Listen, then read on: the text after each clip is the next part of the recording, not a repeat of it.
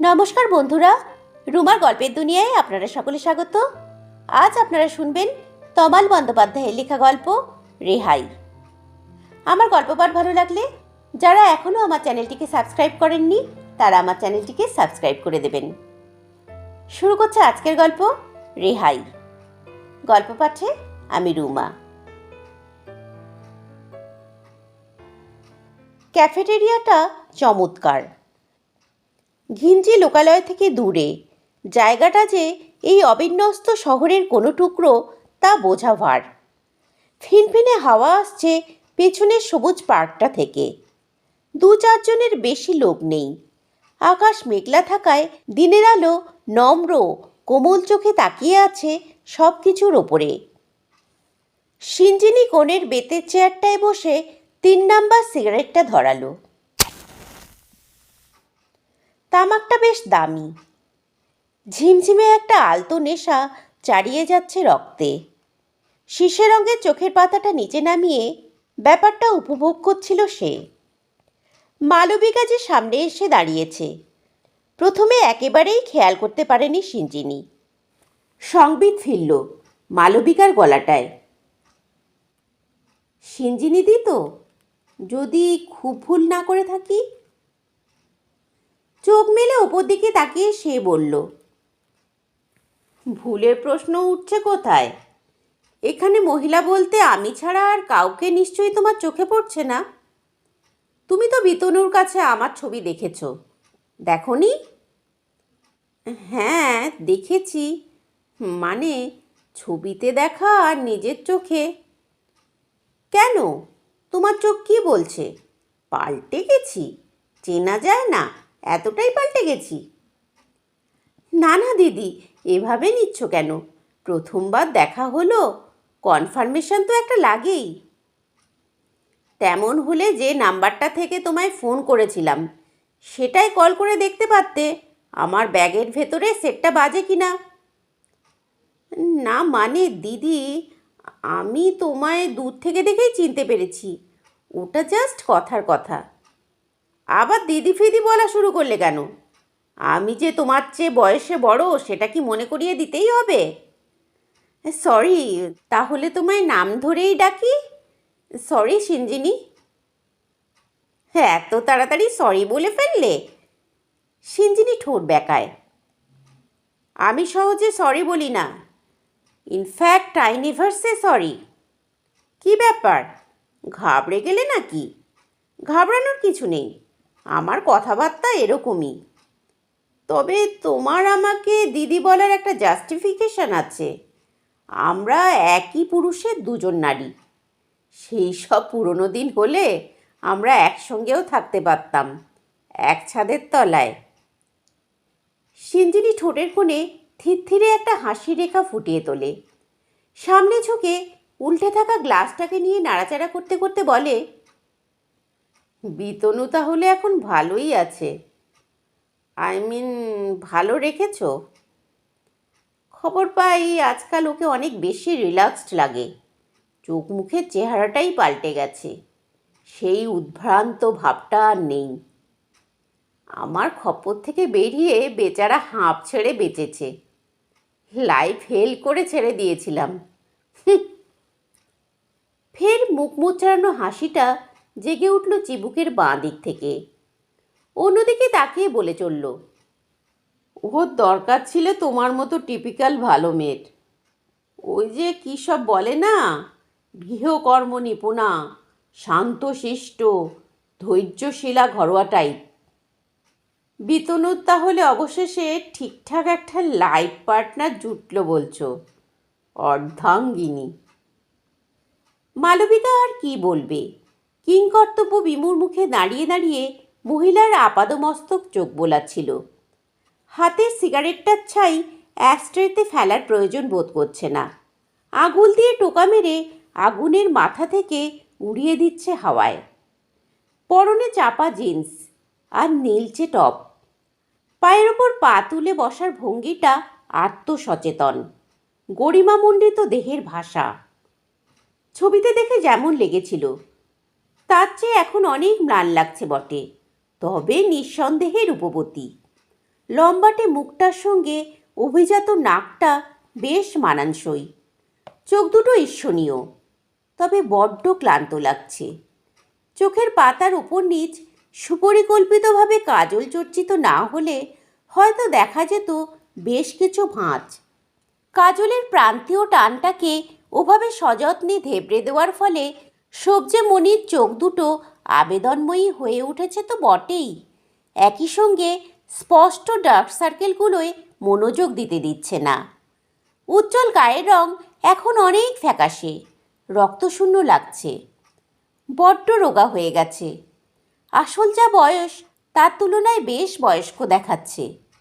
দিব্যি বোঝা যাচ্ছে এই কৃশতা নিছক মেদ ছড়ানোর প্রাত্যহিক শরীরচর্চা বা ডায়েট কন্ট্রোলের ফল নয়।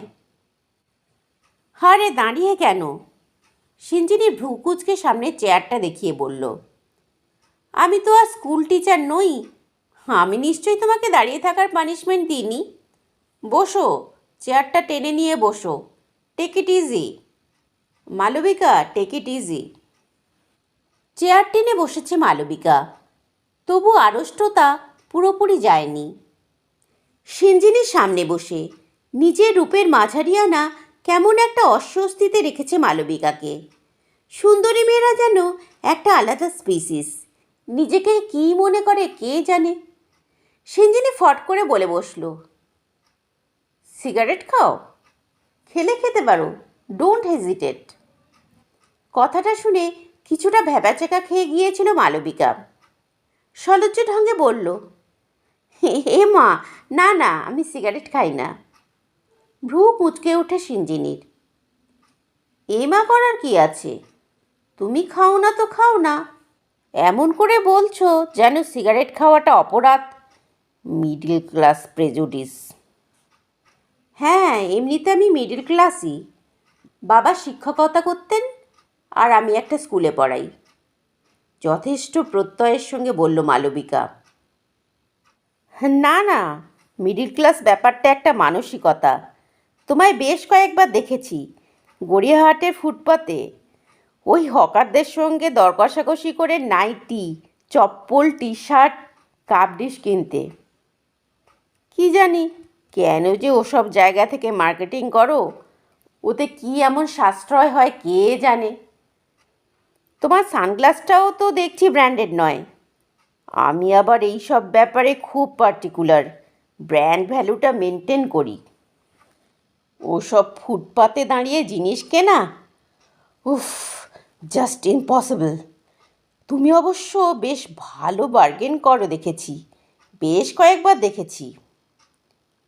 সে কি, তুমি আমায়, মানে আমি তো তোমায় দেখিনি। হ্যাঁ, দেখবে না, আমাকে দেখবে না, কিন্তু আমি তোমায় দেখব। তোমার সব খবরই রাখি, তোমার ব্যাকগ্রাউন্ড, প্রেজেন্ট অ্যাক্টিভিটি, কোথায় যাও, কি কি করো। সে কি, তুমি কি আমার ওপর নজর রাখছো নাকি? সিঞ্জিনি ঠোঁট উল্টে হাসে। সব সময় না, মাঝে মাঝে চোখে পড়ে গেলে। যাকে বাদ দাও। বিতনু আমার কথা তোলে? আমার কথা কিছু বলে? কোনো অভিযোগ টভিযোগ? না তো, সে কি অভিযোগ করার লোক? সে জানি, ও খুব জেন্টলম্যান টাইপের, ঠান্ডা মেজাজের ভদ্র ছেলে, একটু বেশি টলারেন্ট। তবুও কিছু তো বলেইছে। কিভাবে শেষ দিকে ওর জীবন ওষ্ঠাগত করে তুলেছিলাম সে তো বলেছেই। তোমার কিন্তু বলতে লজ্জা পাওয়ার কিছু নেই, আমি কিছু মনে করব না। সেরকম কিছু বললে বলো, আমার জানা দরকার, খুব দরকার। সত্যি কথা বলো। সত্যিই বলছি, মিথ্যে কথা কেন বলবো? কথা লুকিয়ে আমারই বা কী লাভ? ও সত্যিই আমাকে কোনো দিন তোমার বিরুদ্ধে কিছু বলেনি। তোমার কথা উঠেছে, এমনি উঠেছে, অনেকবার উঠেছে, কিন্তু সেসব অভিযোগের সুরে কিছু না, একেবারেই না। চালাকি করো না, ভালো সাজার চেষ্টা করো না। বলেনি সেটা হতেই পারে না। শেষ দিকে কত কাণ্ড হয়ে গেল, কত গণ্ডগোল, সেসব নিয়ে ও ভয়ানক স্ট্রেসে ছিল। নিজের কাজে মন বসাতে পারতো না, মন মরা হয়ে ঘুরে বেড়াতো। ওর জীবন ওষ্ঠাগত হয়ে উঠেছিল। সেই সময়েই মনে হয় তোমার সঙ্গে ওর পরিচয়, ঘনিষ্ঠতা। তারপর তো এদিকে যখন আমাদের ডিভোর্স হয়ে গেল, ও আস্তে আস্তে তোমার দিকে সরে যেতে শুরু করলো, বা তুমি ওকে তোমার দিকে টেনে নিতে শুরু করলে। সেই সময় ও তোমাকে কিছু বলেনি? হতেই পারে না। একবারের জন্যও আমার এগেনস্টে মুখ খোলেনি? বলেনি কীভাবে ওর লাইফ ফেল করে তুলেছিলাম, আমি কত খারাপ? বিশ্বাস না করলে জোর করে কিভাবে বিশ্বাস করাই বলো তো? ও ডিভোর্স হয়ে গেছে সেটাও অনেক পরে জেনেছি। ও অবশ্য সেটার দায় নিজের কাঁধেই নিয়েছিল। ও যেরকম লোক, তোমার বিরুদ্ধে আমাকে কিছু না বলাটাই স্বাভাবিক নয় কি? তোমার বিরুদ্ধে আমাকে কিছু বলা মানে তো তোমাকে অপমান করা।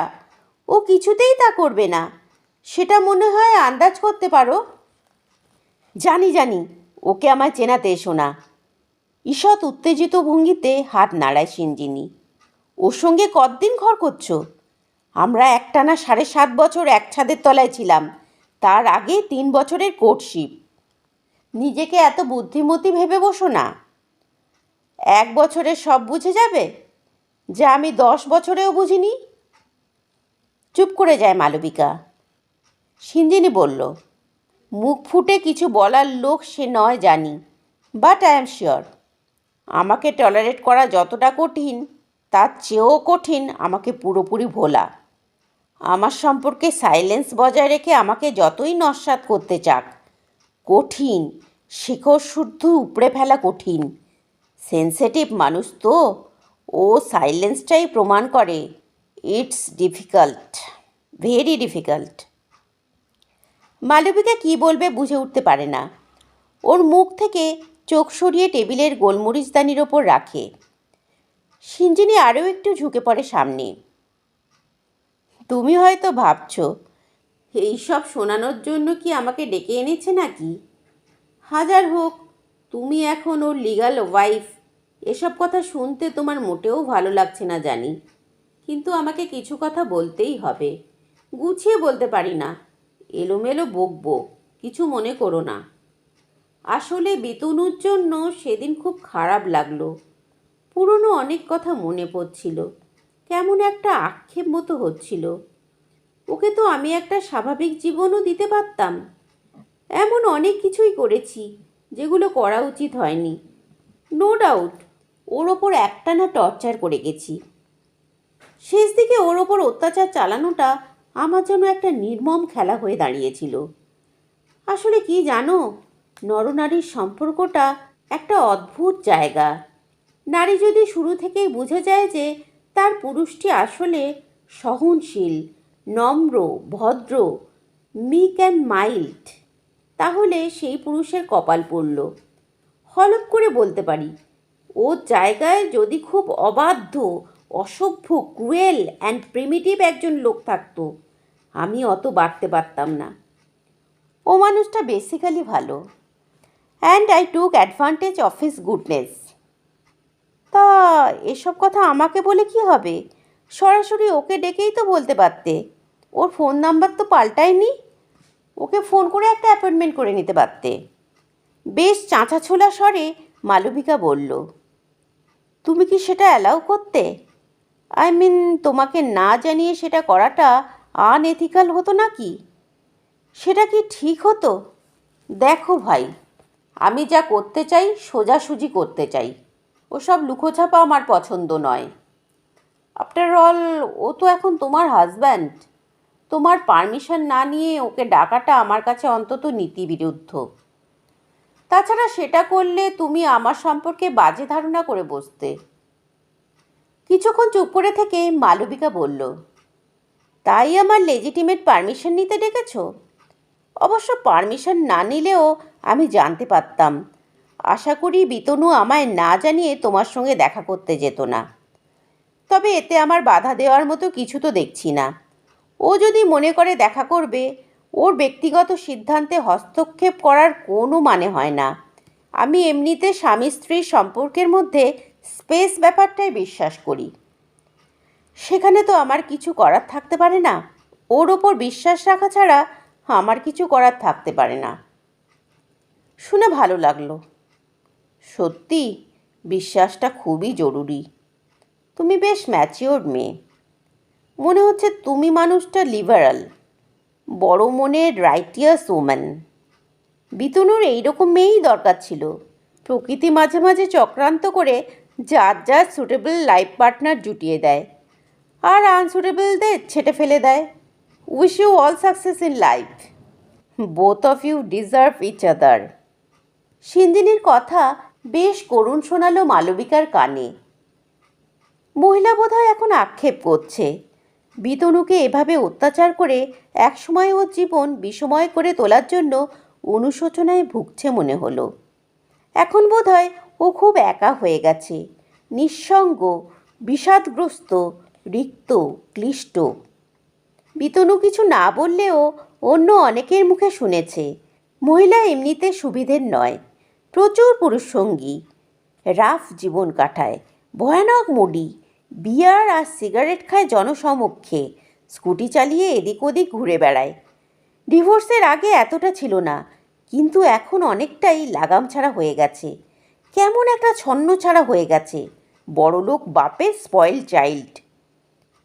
সিঞ্জিনী বলল, যা হওয়ার হয়ে গেছে, এখন তো আর কিছু করার নেই। আমি জাস্ট ওকে বলতে চাই, যা হয়েছে তার জন্য আমি দুঃখিত। Forgive me if you can. না, তবে এমন ভেবে বসো না আমি ওর জীবনে ফিরে আসতে চাইছি, একেবারেই না। ভুলেও ভেবো না তোমাদের সুখী সুন্দর জীবনে বাগড়া দিতে চাইছি। বরং যেটা চাইছি সেটাই তোমারও মঙ্গল, আমারও। যেটা চাইছি সেটাই একমাত্র পার্মানেন্ট সলিউশন, আর কোনো রাস্তা নেই। মঙ্গল বলতে কিভাবে বলবো জানি না। আসলে আমি মানুষটা ভারী অদ্ভুত। সারা জীবনে যা চেয়েছি তার উল্টোটাই করে বসেছি বাস্তবে। যাকে তীব্র ভালোবেসেছি তার ওপর অধিকার ফলাতে গিয়ে তীব্র অত্যাচার করে বসেছি। যে সম্পর্কটাকে সবচেয়ে মূল্যবান মনে করেছি সেটাকেই ভাঙতে ব্যগ্রতা দেখিয়েছি চরম। ভাবতে পারো, বিতনুর মতো মানুষের গায়ে আমি হাত তুলেছি, মার খাইয়েছি আমার এক প্রাক্তন প্রেমিককে দিয়ে, গরম স্ত্রীর ছ্যাঁকা পর্যন্ত দিয়েছি। ওর বহুদিনের পরিশ্রমে তৈরি একটা আস্ত ফিল্মের স্ক্রিপ্টের খাতা বেমালুম হাফিজ করে দিয়ে মজা দেখেছি। চাকরির বাইরে ওর অ্যাম্বিশন ছিল একটা অন্য ধারার ছবি বানাবে, প্রাণপণে চেয়েছিল কাজটাকে ঠিকঠাক মনোযোগ দিয়ে করতে, নিজের ক্রিয়েটিভ ট্যালেন্টটাকে কাজে লাগাতে। কিন্তু আমি পদে পদে বাগড়া দিয়েছি। আমি হয়তো চেয়েছিলাম ওর জীবনটাও আমার বাবার মতোই 100 ভাগ এই সিঞ্জিনী বসু সর্বস্ব হোক, 5% অ্যাটেনশানও ওর অন্যদিকে সরুক। সেটা সহ্য করতে পারিনি। জানো, 10 মিনিটের বেশি বাথরুমে কাটালেও আমি দরজা ধাক্কাতাম, ওর ফোনের কল লিস্ট চেক করতাম, আরও কী কী যে সব করেছি ভাবতে লজ্জা লাগে। থ্যাঙ্ক গড ও তোমার হাতে পড়েছিল, তাই অ্যাট লাস্ট ও সেই স্বপ্নটাকে বাস্তবে পরিণত করতে চলেছে। খবর পেলাম ওর ছবির প্রোডাকশনের কাজ প্রায় শেষ। I must congratulate him and you. আসলে আমার মতো মেয়েগুলো এক ধরনের হতভাগা, যারা নিজেরাই বুঝলো না তারা কি চায়। সেটা না হয় হলো, কিন্তু তোমার আমার দুজনেরই মঙ্গল ব্যাপারটা ঠিক বুঝলাম না। আসলে আমি ওর জীবন থেকে পুরোপুরি সরে যেতে চাই। আমার মন থেকে ওকে চিরকালের মতো মুছে ফেলতে চাই। একটাই উপায় আছে, যাতে তোমাদের ওপর থেকে এই সিঞ্জিনী বসুর ছায়াটা স্থায়ীভাবে মুছে যাবে। আমিও বাঁচব, তোমরাও। পরিষ্কার করে বলো। এখনও কিছু মাথায় ঢুকছে না। মালবিকাকে উদ্বিগ্ন দেখায়। আসলে আমি আজকাল প্রায় একটা ডিপ্রেশনের পেশেন্ট হয়ে গেছি। ভয়ানক অবসাদে ভোগা, বিক্ষিপ্ত মনের একটা মানুষ। ডিভোর্স পাওয়ার জন্য উঠে পড়ে লেগেছিলাম। আবার ওকে ছেড়ে যাওয়ার পর সেই আমি জীবনের সবচেয়ে বিচ্ছিরি ফেজটা কাটিয়েছি। ভয়ানক সব দিন রাত। পুরুষ সঙ্গী পাল্টেছি একের পর এক। সফল করিতকর্মা সব পুরুষকে আমার অপ্রতিরোধ্য আকর্ষণের গাড্ডায় ফেলে মজা দেখেছি, কিন্তু প্রকৃতপক্ষে কাউকেই পছন্দ হয়নি, কারো সঙ্গই ভালো লাগেনি। হাড়ে হাড়ে বুঝেছি বিতনুর কোনো বিকল্প হয় না। একটু বেশি নরম হলেও ওর মতো কমপ্লিট পার্সোনালিটি আমি আর দুটো পাইনি। যাই হোক, এভাবে তোমার সামনে ওর প্রশংসা করে যাওয়াটা ঠিক হচ্ছে না। কিন্তু সত্যি তো সত্যি, I like to be honest. বুঝতেই পারছো, অনেকটা চেষ্টা করেও ওকে আমি আমার মনের গহন থেকে মুছে ফেলতে পারিনি। তাই একটা চরম স্টেপ নিতে চাইছি। এছাড়া কোনো উপায় নেই, নো অল্টারনেটিভ। কী চাইছো? কোন উপায়? কিছু মনে করো না প্লিজ। আমার বলতে খুব সংকোচ হচ্ছে, কিন্তু বাঁচতে গেলে এটা আমায় করতেই হবে, পারতেই হবে। এত সব যখন বলতে পেরেছো, বাকিটাও পারবে। বলো, সংকোচের কিছু নেই, বলো। আসলে গতকাল আমি খবরের কাগজে একটা ফিচার পড়লাম। অদ্ভুত একটা রিপোর্ট। বিদেশের একটা ইউনিভার্সিটির গবেষকরা দীর্ঘ রিসার্চ করে প্রমাণ পেয়েছেন, বিচ্ছেদের পরেও যারা মানসিক অবসাদে ভোগে তাদের সেটার হাত থেকে চিরকালের মতো নিষ্কৃতি পাওয়ার একমাত্র রাস্তা তাদের প্রাক্তন স্বামী বা প্রেমিকের সঙ্গে শেষ একটা রাত কাটানো। তাতে শুধু যে অবসাদের হাত থেকে রেহাই পাওয়া যায় তাই নয়, বিচ্ছেদটাও চিরস্থায়ী হয়। পার্মানেন্টলি তাকে ভুলতে গেলে তার সঙ্গে চূড়ান্ত একটা রাত কাটাতে হবে, যার পর আর কিছু বাকি থাকবে না, সব শেষ হয়ে যাবে, সব হিসেব নিকেশ খতম। ওরা ওরকম বলে, ওগুলো সিরিয়াসলি নেওয়ার মতো কিছু নয়। মানে? কত বড় বড় এক্সপার্ট সায়েন্টিস্ট এর সঙ্গে জড়িত জানো? এইগুলো তো স্বতঃসিদ্ধ কিছু নয়, জাস্ট হাইপোথেসিস। গলা কেঁপে ওঠে মালবিকার, শীত দ্বারা শিরশির করে ওঠে। না, একেবারে প্রমাণিত। ওদের দাবি 100% ফলপ্রসূ। আমি আমার ডাক্তারের সঙ্গে কথা বলেছি, উনি জোর দিয়ে বলেছেন এটা করা গেলে এর চেয়ে ভালো আর কিছু হতে পারে না। প্লিজ মালবিকা, একটু বোঝার চেষ্টা করো, আমাকে বাঁচাও। আমি তোমার সামনে হাত জোর করছি, আমাকে বাঁচাও। আজকাল আমার অবসাদ এমন জায়গায় পৌঁছেছে, মনে হচ্ছে আমি উন্মাদ হয়ে যাব। দুবেলা হাই ডোজের অ্যান্টি ডিপ্রেশনের ওষুধ নিয়েও আমার কিছু হয় না। রাতে 3-4টে করে কড়া ঘুমের বড়ি খেয়েও আমার ঘুম আসে না। প্লিজ সেভ মি সিস্টার, তুমি ছাড়া আমাকে কেউ বাঁচাতে পারবে না। উন্মাদ হয়ে যাবে? না তুমি উন্মাদ হয়ে গেছো? তুমি বুঝতে পারছো তুমি কি বলছো? বুঝতে পারছো আমার কাছে এটার মানে কি? তুমি কি ধরনের মেয়ে জানি না, কি ধরনের মরালিটির, কিন্তু আমি এমনিতে খুব সাধারণ মেয়ে। আমার কাছে আমার স্বামী আমার সর্বস্ব। তুমি বুঝতে পারছো এটা আমার কাছে কি ভয়ানক প্রস্তাব, কি মারাত্মক? নো মাই ডিয়ার, তোমায় পারতেই হবে, একটা জীবন বাঁচাতে তোমায় পারতেই হবে। আমি জানি তুমি খুব ভালো মেয়ে, আমার চেয়ে 1,00,000 গুণ ভালো, বড় মনের। এইটুকু উদারতা তোমার কাছ থেকে আমি আশা করি। আমাকে ফিরিও না, দয়া করে আমায় নিরাশ করো না। বিশ্বাস করো, তারপর আমাকে তোমাদের ত্রিসীমানার মধ্যে কোথাও দেখবে না। আপদ চুকে যাবে, চিরকালের মতো আপদ চুকে যাবে। তোল্লা দিয়ে লাভ নেই, আমায় অকারণ ভালো বানাতে গিয়ে লাভ নেই। আমি মহান হতে চাই না, অত উদারতা আমার মধ্যে নেই, একেবারেই নেই। আমার কিছু করার নেই, সরি। খপ করে মালবিকার হাত দুটো চেপে ধরে সিঞ্জিনি। কিন্তু তাহলে যে আমি শেষ হয়ে যাব। একটা জলজান্ত মানুষ ক্রমশ শুকোতে শুকোতে খড়ের মতো হয়ে যাচ্ছে। চোখের ওপরেই তো দেখছো কি ছিলাম আর কি হয়েছি। আমায় বাঁচাও মালবিকা, আমি তোমার কাছে ভিক্ষা চাইছি। কিন্তু কেন? তোমায় আমি কেন বাঁচাবো? তোমার সঙ্গে আমার তো কোনো সম্পর্ক নেই, তুমি তো আমার কেউ না। কেউ না? কিন্তু একটা মানুষের কাছে মানুষ কিছু চাইতে পারে না। কিন্তু তোমার প্রপোজালটা তো ঠিক মানুষের মতো নয়। Sorry, I can't help you.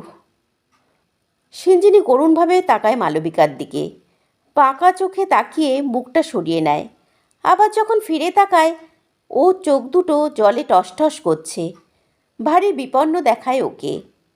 নিঃশব্দে উঠে দাঁড়ায় চেয়ার ছেড়ে, বিধুর মুখ করে পেছন ফেরে, বিষণ্ণ পায়ে হাঁটতে শুরু করে।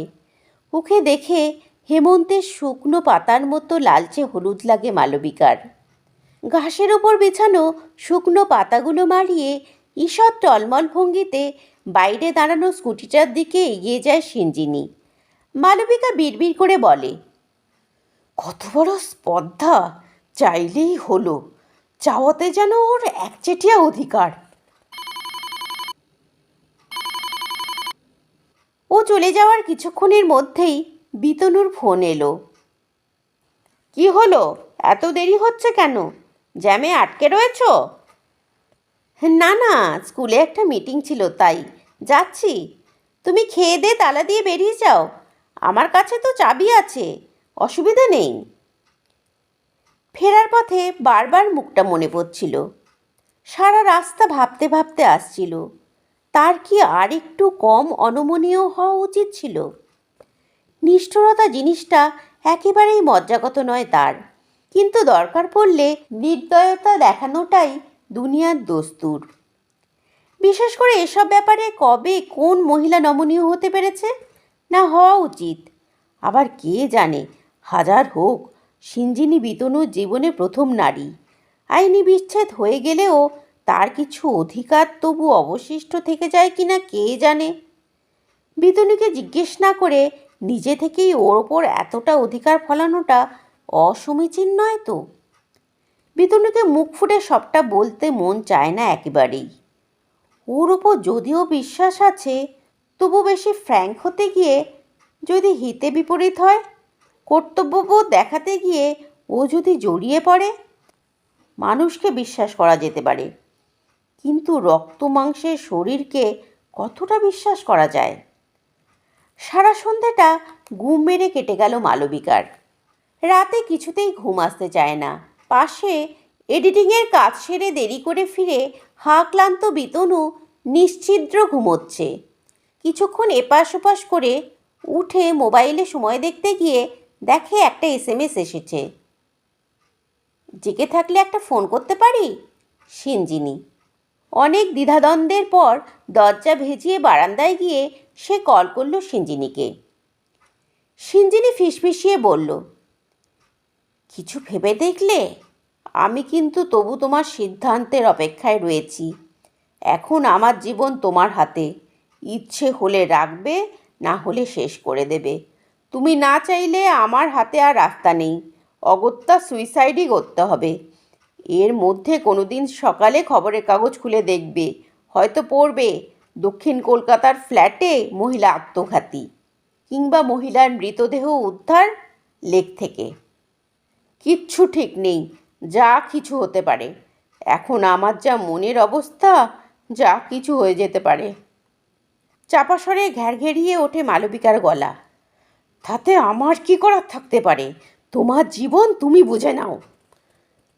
সে তো বটেই, কিন্তু তাহলে যে তুমি দায়ী থাকবে, আমার তেমন কিছু হয়ে গেলে যে শুধু তুমিই দায়ী থাকবে। কেন? আমি কেন? আমার কিসের দায়? আমি কেন? ক্ষমা করতে পারবে তো? আমার তেমন কিছু হয়ে গেলে নিজেকে ক্ষমা করতে পারবে তো? সারা জীবন ধরে এই দায়ভার বইতে পারবে তো? মনের অত শক্তি আছে? বাকি জীবন ধরে নিজের সঙ্গে লড়াই করার মতো শক্তি আছে? নিজেকে অপরাধী মনে করতে করতে তোমার সুস্থ জীবনে বিষ মিশে যাবে না তো? এ কী ধরনের জঘন্য ব্ল্যাকমেলিং? তুমি কি মানুষ? শরীরে মানুষের রক্ত আছে? যা ভাবার ভাবতে পারো, আমার আর কিছুতেই কিছু যায় আসে না। কিন্তু তুমি যে এমন করবে ভাবতে পারিনি। এভাবে আমাকে জড়াবে, বিপদে ফেলবে, দুঃস্বপ্নেও ভাবিনি। আসলে তোমাকে তো একেবারেই চিনতাম না, তাই আগে থেকে আঁচ করতে পারিনি। পারলে আমি কোনো দিনই তোমার সঙ্গে দেখা করতাম না। কুকিয়ে ওঠে মালবিকা। বাঁচতে চাইলে যে করে হোক বিতনুকে রাজি করিয়ে আমার কাছে পাঠাও, না পারলে তার কঠিন মূল্য দিতে হবে। এটা এমন কি ব্যাপার, জাস্ট একটা রাত, তারপর তোমরা ফ্রি, চিরকালের মতো ফ্রি। ভয় দেখিও না, আমাকে ভয় দেখানোর চেষ্টা করো না। তুমি যা করার করে নাও, আমি কিছুতেই তোমার বাজে কথায় কান দিচ্ছি না। তুতলে ওঠে মালবিকা। তাহলে ভুগতে হবে। আমি ভয় দেখাচ্ছি না, মুখে যা বলছি কাজে করতে আমার বিন্দু মাত্র আটকাবে না। তুমি জানো না আমি ঠিক কোন লেভেলের desperate. I can do anything. সামান্য থেমে হিসিয়ে উঠল হিমশীতল গলাটা। বিতনু জানে আমি কি চিজ। যদি আমার হাত থেকে ছুটকারা চাও তো রাজি করাও, যে করে হোক রাজি করাও। আমার হাতে বেশি সময় নেই, তাড়াতাড়ি, কুইক। সিঞ্জিনি ফোনটা কেটে দিল কিছু না বলে। দরদরিয়ে ঘেমে উঠল মালবিকা। হৃৎপিণ্ড ধরাস ধরাস করছে, মাথা কাজ করছে না একেবারেই। সারা রাতটা পায়চারি করে কেটে গেল, এ ঘর থেকে ও ঘর। পরদিন 4 ঘন্টা অন্তর অন্তর একটা করে SMS ঢুকতে শুরু করলো। ঢোকার শব্দগুলো চাবুকের মতো পড়ছে পিঠে। বিতনুর ছবি রিলিজের দিন যত এগিয়ে আসছে, ওর ব্যস্ততা বাড়ছে বাইরের। ছুটির দিন বাড়িতে একা, মালবিকার ভয় বাড়তে থাকে লাফিয়ে লাফিয়ে। প্রত্যেকটা মেসেজেই আত্মহত্যার বিভিন্ন আধুনিক উপায়ের কথা লেখা, নানা যন্ত্রণাহীন নিঃশব্দ মৃত্যুর পদ্ধতি। সত্যিই বিষময় লাগতে শুরু করেছে। প্রতিটা সরে সরে যাওয়া মুহূর্ত নারকীয় লাগতে শুরু করেছে। এ কী দুর্বিপাক! আচমকা এই কী অঘটন! আর পাচ্ছিল না সে। পরপর 3 দিন ধরে ক্রমশ বাড়তে থাকা চাপ নিতে পারছিল না আর একটা বেমক্কা অপরাধবোধে ভুগতে থাকা স্বভাবগতভাবে শান্তিপ্রিয় মালবিকা দিশাহারা হয়ে পড়ছিল। সামনে বিতনুর ফিল্ম রিলিজ। ওকে বলতে যাওয়া মানে একটা বহু প্রার্থিত মুহূর্তের আগে ওর মনটাকে তছনছ করে দেওয়া। কিন্তু আর কী বা করার আছে? মহিলার যদি কথার দাম থাকে তাহলে জাস্ট একটা ভয়ানক অবাঞ্ছিত রাত, তারপর অন্তত নিষ্কৃতি। সেদিন ওর লেখাপড়ার ঘরে সারা রাত জেগে কম্পিউটারে কাজ করছিল বিতনু। রাত তখন 1টা। বিছানায় একা মালবিকা ঘুমানোর চেষ্টা চালাচ্ছিল আপ্রাণ। ক্লান্তিতে চোখের পাতা বুজে আসছে, কিন্তু ঘুমের দেখা নেই গত 3-4 দিন ধরে। মোবাইল ফোনটা সাইলেন্ট মোডে রাখা ছিল পাশে। আচমকা গো গো শব্দ করতে শুরু করে দেখালো সিন কলিং। একের পর এক কল আসতে শুরু করলো বিরতিহীনভাবে।